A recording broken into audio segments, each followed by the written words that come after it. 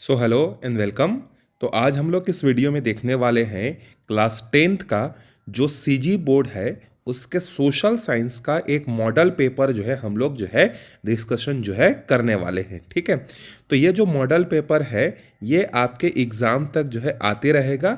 आपको social science के कुल जो है आपको 3 पेपर्स मिलेंगे जिसका सॉल्यूशन जो है मैं इस वीडियो में आपको बताऊंगा। इसके अलावा आपको इसमें जो है आपको कुछ ही दिनों में साइंस के और मैथमेटिक्स के आपको इसके जो है क्या मिलेंगे, 3 3 मॉडल पेपर जो है मिलेंगे जो बिल्कुल जो फाइनल एग्जाम में आते हैं बोर्ड एग्जाम में उसी पैटर्न पर जो है ये बना हुआ है। ये आपका एक तरीके से प्रैक्टिस पेपर है। आप इसमें से कितने क्वेश्चन बना पाते हैं, किस किस क्वेश्चन में आपका पकड़ है, आप कैसे लिख पाते हैं, इससे आपको एक एस्टिमेशन मिल जाएगा। और जहां पर आप अपना जो है वीकनेस ढूंढ पाएंगे उस वीकनेस को आप क्या कर सकते हैं, ओवरकम जो है कर सकते हैं। तो ये आपका कॉन्फिडेंस बिल्डअप करने में बहुत हेल्प करेगा। आपका कौन सा फील्ड जो है वो वीक है उसको करेगा। 2 घंटे 3 घंटे में आप पेपर को कितना लिख पाते हैं इस पर जो है आपका जो है हेल्प जो है करेगा। ये एक तरीके से आपका जजमेंट जो है आपको करेगा। चलिए स्टार्ट करते हैं। देखिए, पहले जो है आप वीडियो को पॉज करके जो है खुद क्वेश्चन के आंसर करने का कोशिश करिएगा। फिर उसके बाद जो है आप देखिएगा कि आपको कितने क्वेश्चन के आंसर मालूम थे, चाहे वो एमसीक्यू हो, चाहे फिल इन द ब्लैंक्स हो या मैचिंग हो। जैसे पहला क्वेश्चन है, विच रिसोर्स इज नेचुरल रिसोर्स। इसमें से कौन सा ऐसा है जो नेचुरल रिसोर्स है, मोबाइल, हाउस, एयर या नन। देखिए, नेचुरल रिसोर्सेस क्या होते हैं इसमें सिर्फ हम लोग एमसीक्यू डिस्कस नहीं करेंगे। जहां पर किसी चीज को एक्सप्लेन करने की जरूरत होगी मैं वहां पर यहाँ इस चीजों को जो है एक्सप्लेन भी जो है कर दूंगा। तो जैसे नेचुरल रिसोर्सेस क्या होते हैं, वो resources which is made by nature, the source या the resources which are made by आपका नेचर। ठीक है, जिसको ह्यूमन बींग्स ने नहीं बनाया, जिसको नेचर ने खुद बनाया है। तो क्या मोबाइल को नेचर ने बनाया है? क्या नहीं, मोबाइल को तो हमने बनाया है। घर को जो है ह्यूमन बींग्स ने बनाया है, लेकिन जो एयर है, एयर को किसने बनाया है? आपका नेचर ने बनाया है। इसीलिए इस क्वेश्चन का करेक्ट आंसर क्या हो जाएगा? एयर हो जाएगा। चलिए आगे बढ़ते हैं सेकंड क्वेश्चन पर। Prime minister is appointed by. देखिए, हमारे यहां जो प्राइम मिनिस्टर होते हैं ना वो इलेक्ट नहीं होते, वो क्या होते हैं? अपॉइंट होते हैं। और उनको अपॉइंट कौन करता है? प्रेसिडेंट जो है करते हैं। इंडिया के जो भी प्रेसिडेंट होते हैं वो क्या करते हैं, लोकसभा में जिसकी मेजोरिटी रहती है उसमें से किसी एक पर्सन को वो क्या करते हैं, अपॉइंट जो है करते हैं। ठीक है, चलिए आगे बढ़ते हैं नेक्स्ट क्वेश्चन पे। द नेम ऑफ द संसद ऑफ रशिया। जैसे हमारे यहाँ का जो पार्लियामेंट है उसको हम लोग संसद बोलते हैं, उसी तरीके से रशिया को क्या बोलते हैं? उनको डूमा कहा जाता है। यहाँ ए छूट गया है, क्या कहा जाता है? डूमा। ठीक है। Hitler was related to. Hitler जो है वो कहाँ से बिलोंग करता है?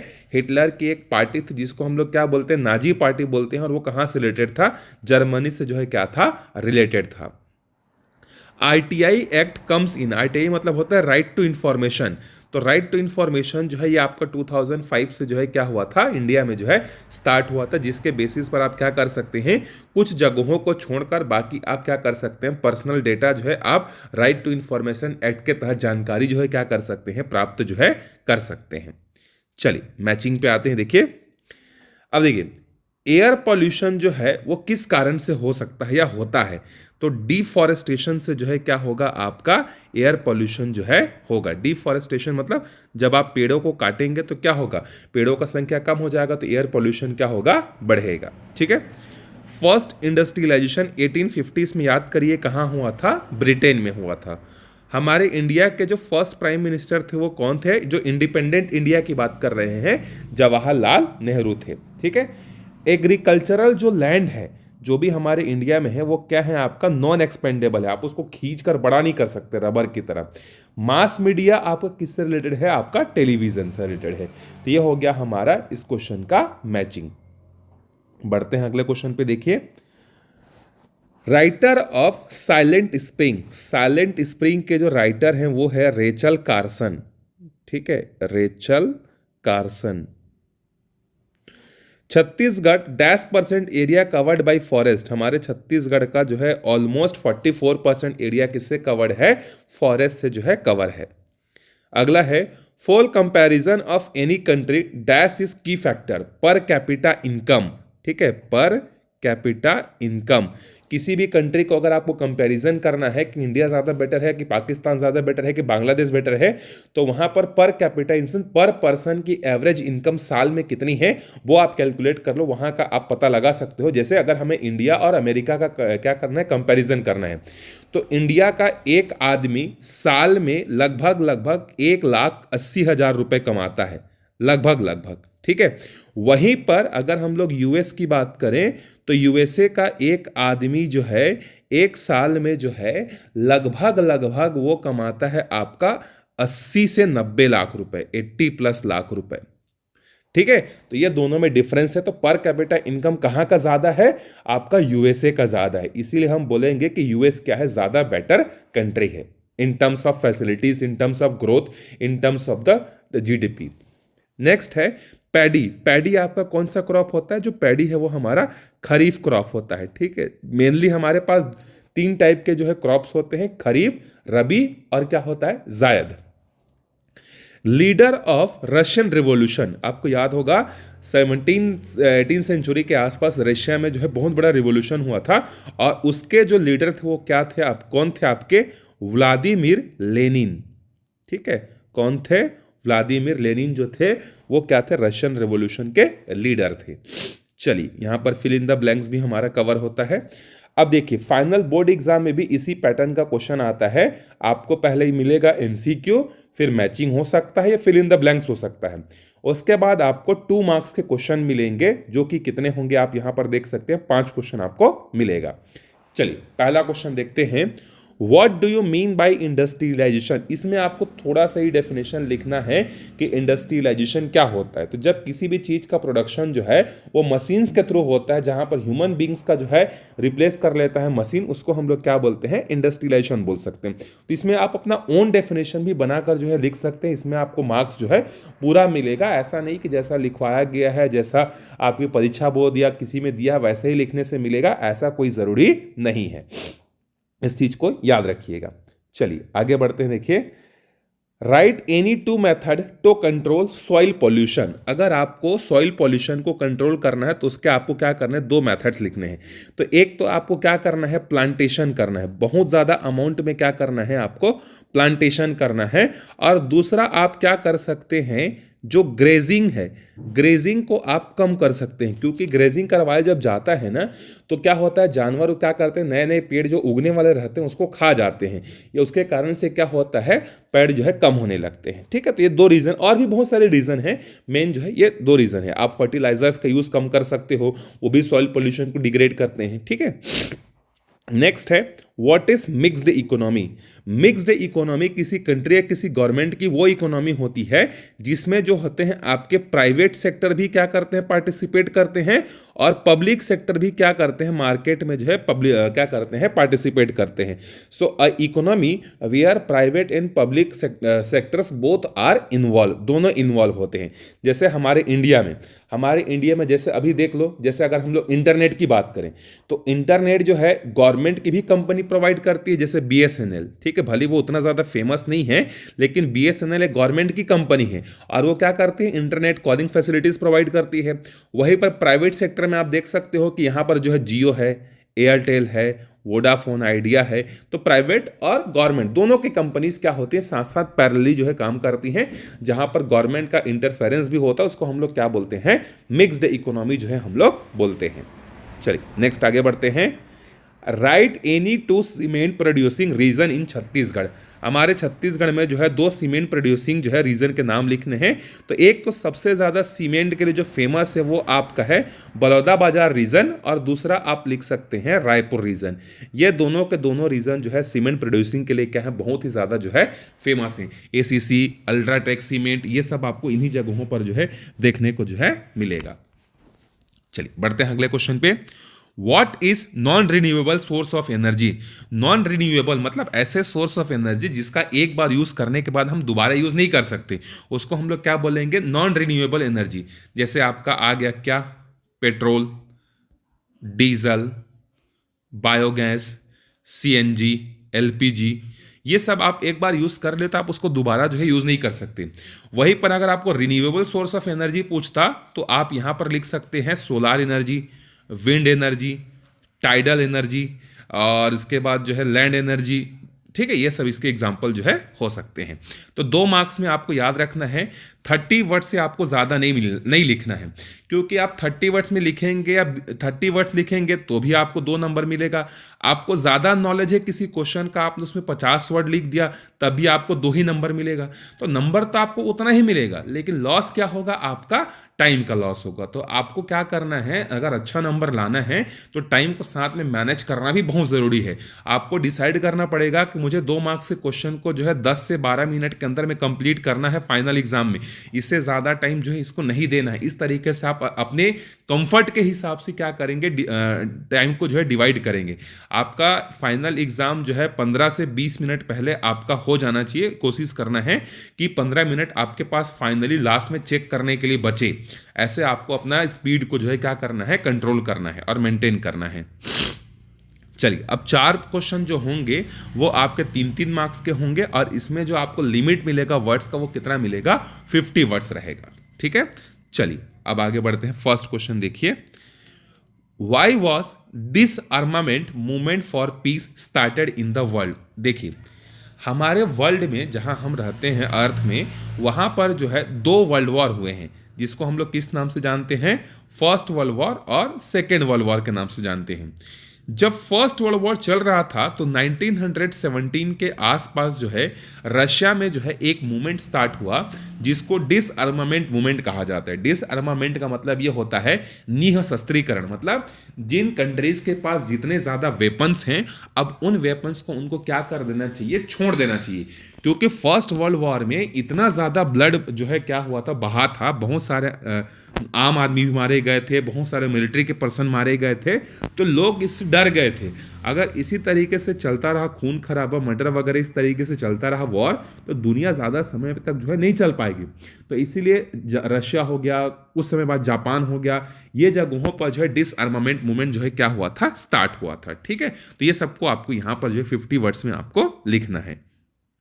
चलिए, what is cold war, write the name of the country which are involve in the group. अब देखिए, 2 वर्ल्ड वॉर के बारे में मैंने आपको बताया, फर्स्ट वर्ल्ड वॉर और second world war. Second world war के खत्म होने के बाद जो है पूरी दुनिया 2 ग्रुपों में बढ़ गई थी। ठीक है, एक ग्रुप था जिसको हम लोग बोलते हैं यूएसएसआर, जिसको प्रेजेंट का आप रशिया मान सकते हैं, और दूसरा था हमारा यूएसए मतलब अमेरिका। तो उस समय पूरी दुनिया 2 ग्रुप्स में डिवाइड थी, यूएसएसआर एक ग्रुप था और दूसरा यूएसए एक ग्रुप था। इन दोनों ग्रुप्स के बीच में जो है कौन ज्यादा पावरफुल है, which country is more powerful, ठीक है, in terms of nuclear weapon, in terms of space, in terms of ballistic missile, इस तरीके से बहुत सारे अलग अलग टर्म्स में कौन सा ज्यादा कंट्री ज्यादा पावरफुल है, इन दोनों के बीच में लड़ाई चलती थी। तो इसमें फेस टू फेस वॉर नहीं होता था, बल्कि कौन ज्यादा पावरफुल है इसके लिए नए नए एक्सपेरिमेंट, नए नए चीजें होती थी। इसको कहा जाता है कोल्ड वॉर कहा जाता है। ठीक है, तो एक ग्रुप था, आप याद रखिए, यूएसएसआर, सोवियत यूनियन जिसको हम लोग रशिया बोलते हैं, ठीक है, और दूसरा है यूनाइटेड स्टेट ऑफ अमेरिका। चलिए नेक्स्ट क्वेश्चन पे चलते हैं। अगला क्वेश्चन है, right 3 positive effect of language based state formation. आपको याद होगा हमारा इंडिया जो है 1947 में क्या हुआ था, इंडिपेंडेंट हुआ था। और इंडिपेंडेंट जब हुआ था तो हमारा इंडिया जो है उसका जो नक्शा था, एक तरीके से आप समझ सकते हैं बहुत ज़्यादा वियर्ड था, क्योंकि बहुत छोटे छोटे छोटे जो है रियासतें थी। रियासतों का मतलब एक कुछ पर्टिकुलर एरिया पर राजा कंट्रोल करता था, फिर कुछ पर्टिकुलर एरिया पर जो है क्या होता था, आपके ब्रिटिशर्स कंट्रोल करते थे, कुछ पर्टिकुलर एरिया ऐसे थे जो इंडिपेंडेंट थे।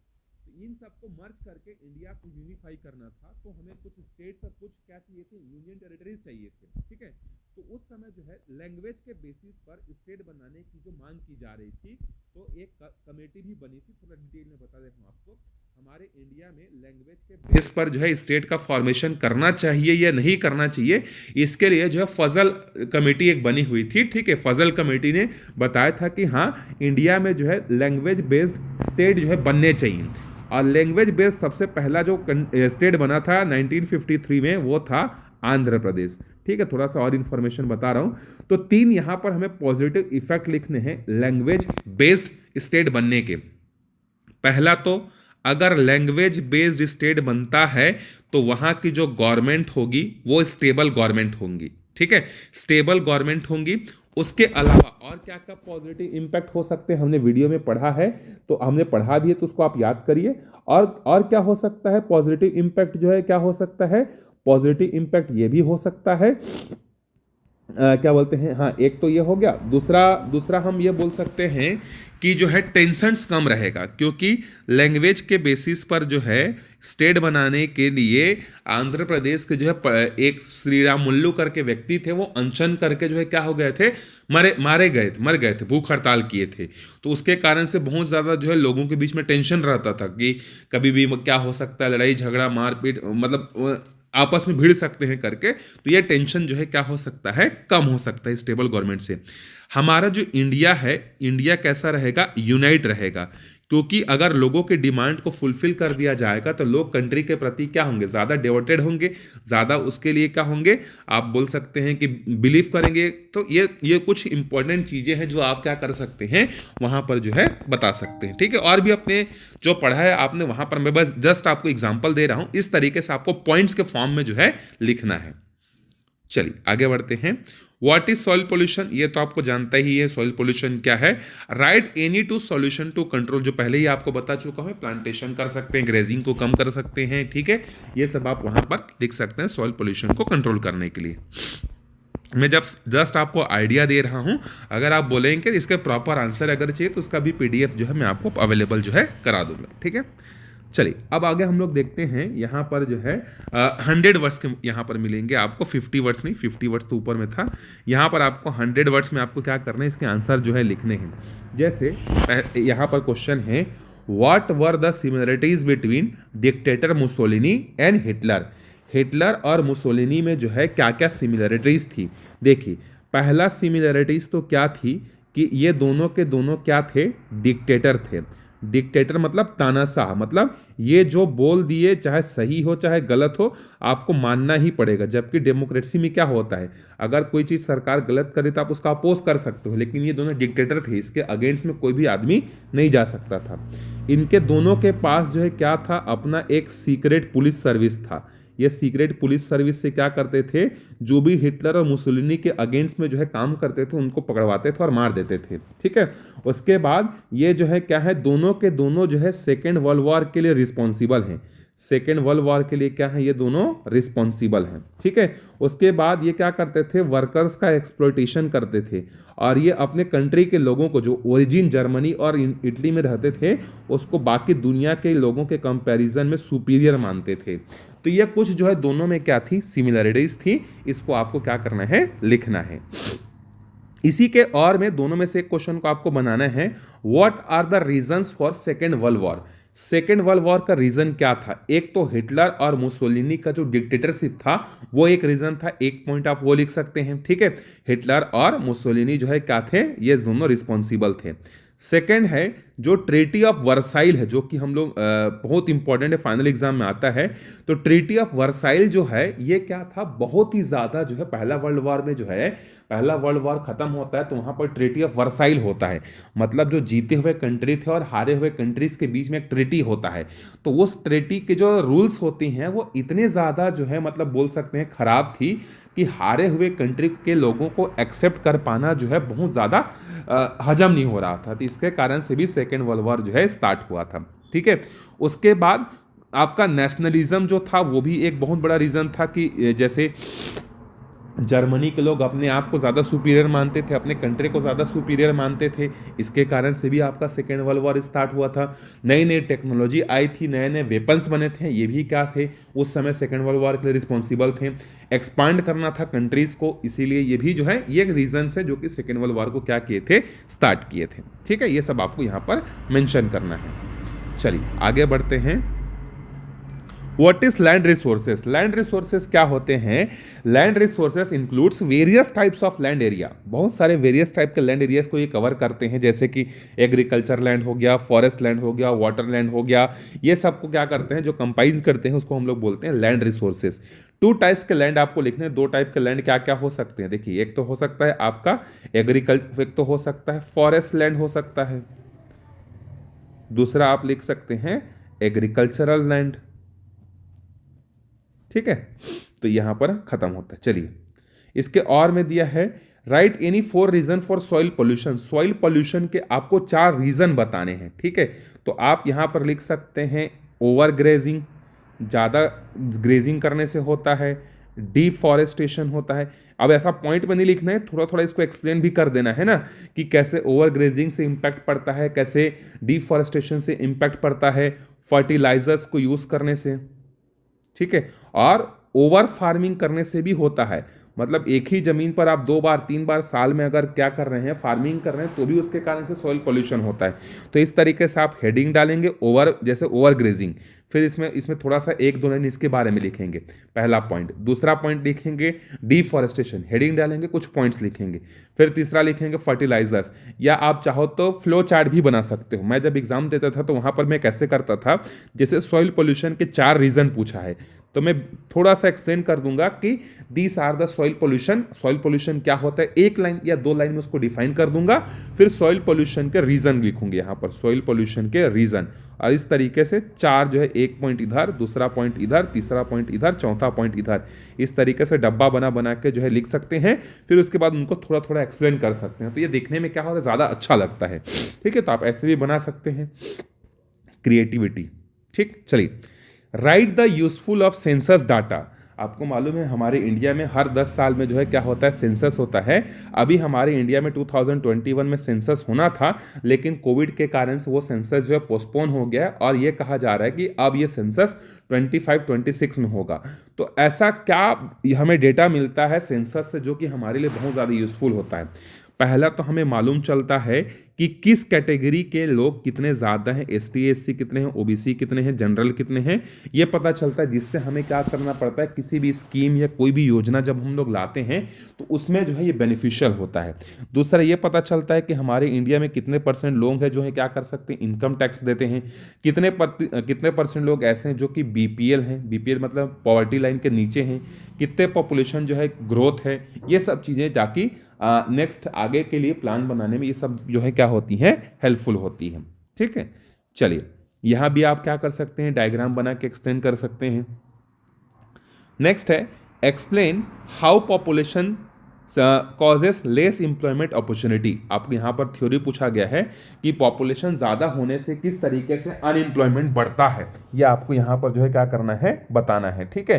कि पॉपुलेशन ज़्यादा होगा तो लोगों के पास एम्प्लॉयमेंट की जो अपॉर्चुनिटी होती है वो कम हो जाती है। तो बात सही है, क्योंकि जैसे देखिए जो एम्प्लॉयमेंट होता है उसका नंबर तो फिक्स होता है, लेकिन अगर पॉपुलेशन ज़्यादा हो जाएगा, जैसे मान लो एक जो है आपका एक ऑफिस है, ये एज्यूम करिए आपके ऑफिस में 2 लोग काम करने के लिए चाहिए, लेकिन अगर बहुत ज़्यादा पॉपुलेशन अनएम्प्लॉयमेंट है तो उस 2 पोस्ट के लिए आपके पास 200 लोग आ जाएंगे, 2000 लोग आ जाएंगे, ठीक है। तो बहुत सारी चीज़ें होती हैं, लोगों को प्रॉपर जो है एजुकेशन नहीं मिल पाता, ओवर पॉपुलेशन होने के कारण गवर्नमेंट की स्कीम प्रोवाइड नहीं हो पाते हैं, ठीक है। तो ये सब चीज़ें आप यहाँ पर मेंशन जो है कर सकते हैं, ठीक है।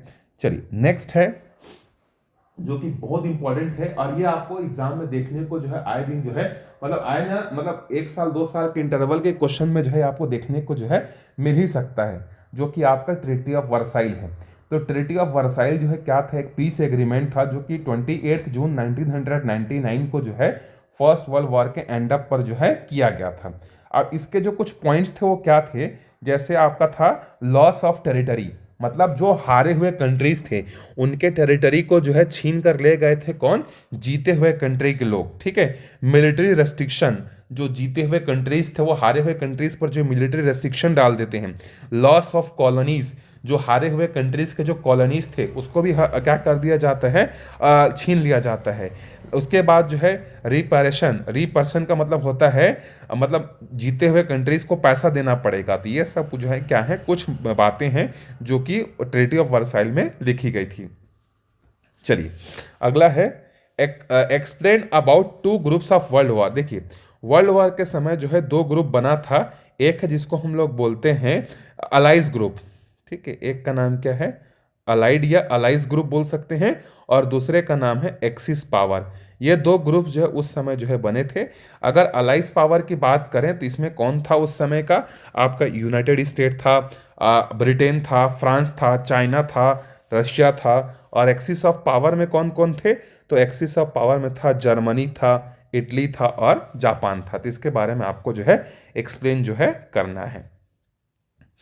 चलिए आगे बढ़ते हैं नेक्स्ट क्वेश्चन पे। Right the difference between ancient and modern currency. तो एंशियंट करेंसी क्या थी और मॉडर्न करेंसी क्या थी, इसके बारे में जो है आपको क्या करना है, लिखना है। तो एंशियंट करेंसी में क्या था, बार्टर सिस्टम था, गोल्ड के कॉइन्स चलते थे, लेकिन आज के डेट में आपको पेपर के करेंसीज देखने को मिलेंगे। इस तरीके से जो है आप यहाँ पर इसका एक्सप्लेनेशन जो है दे सकते हैं। नेक्स्ट है, what are the factors affecting the rural settlement. चाहे रूरल सेटलमेंट हो चाहे अर्बन सेटलमेंट हो, दोनों का आंसर आप एक ही लिख सकते हैं। जैसे मतलब फिजिकल फैक्टर कि वहाँ का टेरेन कैसा है, क्लाइमेटिक कंडीशन कैसा है, सॉइल फर्टिलिटी है कि नहीं है। जैसे यूपी बिहार का जो फिजिकल फैक्टर है, वहाँ की सॉइल जो है बहुत अच्छी है, इसीलिए वहाँ पर पॉपुलेशन डेंसिटी आपको बहुत ज़्यादा देखने को मिलेगी। ठीक है, वहीं पर आप चले जाइए हिमालय की तरफ, हिमालय की तरफ जाएंगे तो वहाँ पर पॉपुलेशन डेंसिटी कम मिलेगी, क्योंकि वहाँ पर टेरेन अलग है, वहाँ का वाटर अलग है और वहाँ का जो है सॉइल फर्टिलिटी अलग है। तो पहला तो आप लिखेंगे फिजिकल फैक्टर, दूसरा आप लिख सकते हो सोशियो इकोनॉमिक फैक्टर, तीसरा आप लिख सकते हो कल्चरल एंड हिस्टोरिकल फैक्टर, चौथा लिख सकते हो पॉलिटिकल फैक्टर, अगला लिख सकते हो लैंड ओनरशिप, अगला लिख सकते हो बिल्डिंग मटेरियल अवेलेबल है कि नहीं। तो यहाँ पर भी आप फ्लो चार्ट बना के जो है दोनों का आंसर एक जैसा जो है लिख सकते हैं। चलिए नेक्स्ट है, explain power and function of prime minister of India. इसमें भी आप फ्लो चार्ट बना सकते हैं। ठीक है, पहले लिखिएगा कि prime minister of India is appointed by the president, current president is Narendra Modi. इस तरीके से करके आप एक फ्लो चार्ट बनाएंगे, उसमें लिखेंगे power and function of prime minister of India. तो पावर क्या होता है, वो जो है जो आपका मिनिस्टर्स होते हैं, सारे मिनिस्टर्स का जो है वो क्या होता है, हेड होता है। फॉरेन पॉलिसी को क्या करता है, वो जो है मेंटेन करता है, प्लान्स बनाता है, रेगुलेशन बनाता है। ठीक है, और क्या कर सकते हैं, सारे जो आर्मीज होते हैं उसका पॉलिटिकल हेड होता है। इस तरीके से आप यहाँ पर जो है लिख सकते हैं। आपको 5 फंक्शन लिखना है इलेक्शन कमीशन ऑफ इंडिया के। तो आप थोड़ा सा इलेक्शन कमीशन ऑफ इंडिया के बारे में एक्सप्लेन कर दीजिए, फ्लो चार्ट बना दीजिए। Election commission of India conducts the election of president of India, vice president of India and the MLA and MP, सबका इलेक्शन का क्या करता है, मतलब local parties, national parties, state parties का जो है क्या किया जाता है, दर्जा दिया जाता है। इलेक्शन क्या बोलते हैं, एपिक कार्ड बनाते हैं। ठीक है, एपिक आपको पता होगा कि वोटर आईडी जिसको कहा जाता है, एपिक कार्ड बनाने के लिए रिस्पॉन्सिबल होता है ये। तो ये 4-5 पावर से आप यहाँ पर जो है लिख सकते हैं। नेक्स्ट है last question, 5 reason people do not participate in general election. ऐसे क्या क्या 5 रीजन है जिसके कारण से जो लोग हैं ना वो क्या करते हैं, इलेक्शन में पार्टिसिपेट नहीं करते हैं। तो देखिए, पहला तो ये होता है कि मेरे एक वोट से क्या फर्क हो जाएगा। ठीक है, इंडिया में इतने सारे लोग हैं, 140 करोड़ की आबादी है, अगर एक आदमी वोट नहीं देगा तो क्या फर्क पड़ेगा, ये एक रीजन हो सकता है। ठीक है, उसके बाद जो है कुछ लोगों को जो है, जो इंप्लॉयज होते हैं प्राइवेट सेक्टर में, उनको जिस दिन इलेक्शन होता है उस दिन छुट्टी नहीं मिलता है। लोग जो है क्या होते हैं, लोगों का जो ईपिक कार्ड होता है वो दूसरे जगह पर होता है, जॉब दूसरे जगह पर होता है, इसलिए ट्रैवल नहीं करना चाहते, एक्सपेंस बहुत ज़्यादा होगा एक वोट को। जैसे मैं रहता हूँ रायपुर में और मेरा गांव है जो है वो क्या है आपका, मान लीजिए जसपुर में, तो मैं रायपुर से जसपुर सिर्फ वोट देने के नाम से नहीं जाऊंगा, तो इस कारण से भी हो सकता है। ठीक है, अनएजुकेटेड के कारण से हो सकता है कि लोगों में जो है जागरूकता नहीं है, इसके कारण से हो सकता है। तो ये सारे पॉइंट्स जो है आपको क्या करना है, लिखना है। और इसका अपोजिट में है, देखिए जब भी आपको ऐसा क्वेश्चन मिलता है जिसमें एक्सप्लेन द 5 पॉइंट्स 4 पॉइंट्स, तो आप हमेशा उस क्वेश्चन को लिखने की कोशिश करिएगा, क्योंकि आप उस क्वेश्चन को जो है फ्लो चार्ट बना सकते हैं और एक तो पॉइंट्स में लिख सकते हैं। पॉइंट्स में लिखोगे और फ्लो चार्ट बनाओगे तो नंबर कभी नहीं कटेगा। लेकिन अगर कहीं पर उसके अपोजिट में अगर आपको थ्योरी क्वेश्चन मिल गया, जैसे यहाँ पर what are the characteristics of healthy democracy, तो आप इसको थोड़ा सा थ्योरेटिकल टर्म्स में लिखेंगे, पैराग्राफ में लिखेंगे। और याद रखिए, चाहे कोई भी सब्जेक्ट हो, अगर आप पैराग्राफ में लिखने का आदत डालते हैं तो उसमें नंबर कम मिलता है जनरली। पॉइंट्स में लिखोगे साफ साफ सुंदर क्लियर, तो आपको नंबर सही मिलेगा। तो कोशिश हमेशा उसी क्वेश्चन को अटेम्प्ट करने की करिएगा जिसमें आपको बुलेट पॉइंट्स में आप लिख सकते हैं, चीज़ों को फ्लो चार्ट बना सकते हैं, स्पेशली इन सोशल साइंस। तो इसमें आपको हेल्दी डेमोक्रेसी के आपको क्या करने हैं, कैरेक्टरिस्टिक्स लिखने हैं कि हर एक रेगुलर इंटरवल में क्या होता है, इलेक्शन होता है, पॉलिटिकल पार्टीज पार्टिसिपेट करती हैं, लोग वोटिंग करते हैं, election commission important role play करता है, फेयर इलेक्शन करवाता है। ये सब आप हेल्दी डेमोक्रेसी के जो है क्या कर सकते हैं, आप जो है कैरेक्टरिस्टिक्स जो है लिख सकते हैं। तो एक ओवरव्यू है इस तरीके के पेपर में आपको कैसे लिखना है, ये मैंने आपको बता दिया। मिलते हैं नेक्स्ट वीडियो में साइंस या मैथ्स के, तब तक अच्छे से पढ़ते रहिए। Bye bye.